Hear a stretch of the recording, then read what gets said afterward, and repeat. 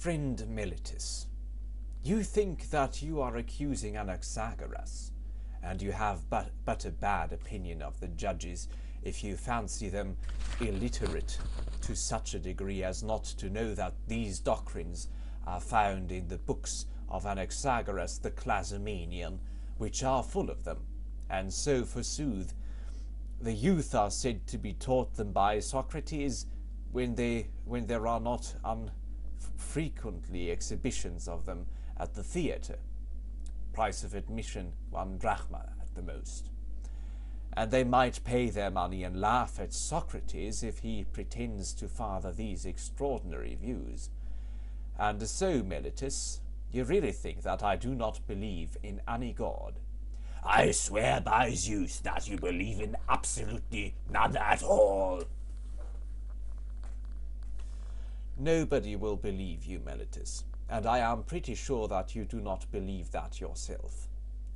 I cannot help thinking, men of Athens, that Meletus is reckless and impudent, and that he has written this indictment in a spirit of mere wantonness and youthful bravado. He has not compounded, has he not compounded a riddle, thinking to try me?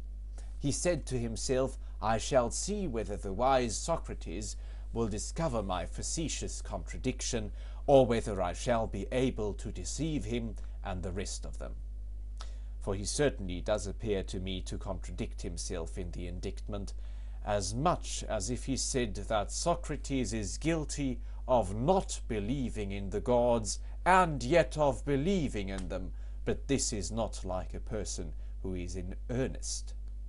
I should like you, O men of Athens, to join me in examining what I conceive to be his inconsistency. And do you, Meletus, answer, and I must remind the audience of my request, that they would not make a disturbance if I speak in my accustomed manner. Did ever man, Meletus, believe in the existence of human things and not of human beings? I wish, men of Athens, that he would answer and not be always trying to get up an interruption. Did ever any man believe in horsemanship and not in horses? Or in flute playing and not in flute players? No, my friend, I will answer to you and to the court as you refuse to answer for yourself. There is no man who ever did. But now please to answer the next question. Can a man believe in spiritual and divine agencies and not in spirits or demigods? He cannot. How lucky I am to have extracted that answer by the assistance of the court.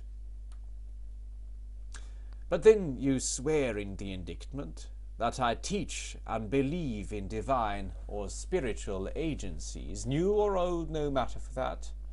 At any rate, I believe in spiritual agencies. So you say and swear in the affidavit. And yet if I believe in divine beings, how can I help believing in spirits or demigods? Or how can I help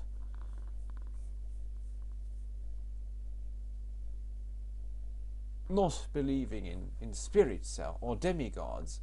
Must I not? To be sure I must, and therefore I may assume that your silence gives consent. Now what are spirits or demigods? Are they not either gods or the sons of gods? Certainly they are. But this is what I call the facetious riddle you invented. The demigods or spirits are gods, and you say first that I do not believe in gods, and then again that I do believe in gods. That is, if I believe in demigods. For if the demigods are the illegitimate sons of gods, whether by the nymphs or by any other mothers of whom they are said to be the sons, what human being will ever believe that they are no gods if they are the sons? What human being will ever believe that there are no gods if they are the sons of gods? You might as well affirm the existence of mules and deny that of horses and asses. Such nonsense, Meletus, could only have been intended by you to make trial of me. You have put this into the indictment because you had nothing real of which to accuse me. But no one who has a particle of understanding will ever be convinced by you that the same men can believe in divine and superhuman things and yet not believe that there are gods and demigods and heroes. I have said enough in answer to the charge of Meletus. Any elaborate defence is unnecessary, but I know only too well how many are the enmities which I have incurred, and this is what will be my destruction if I am destroyed, not Meletus, nor yet Anytus, but the envy and detraction of the world, which has been the death of many good men, and will probably be the death of many more. There is no danger of me being the last of them.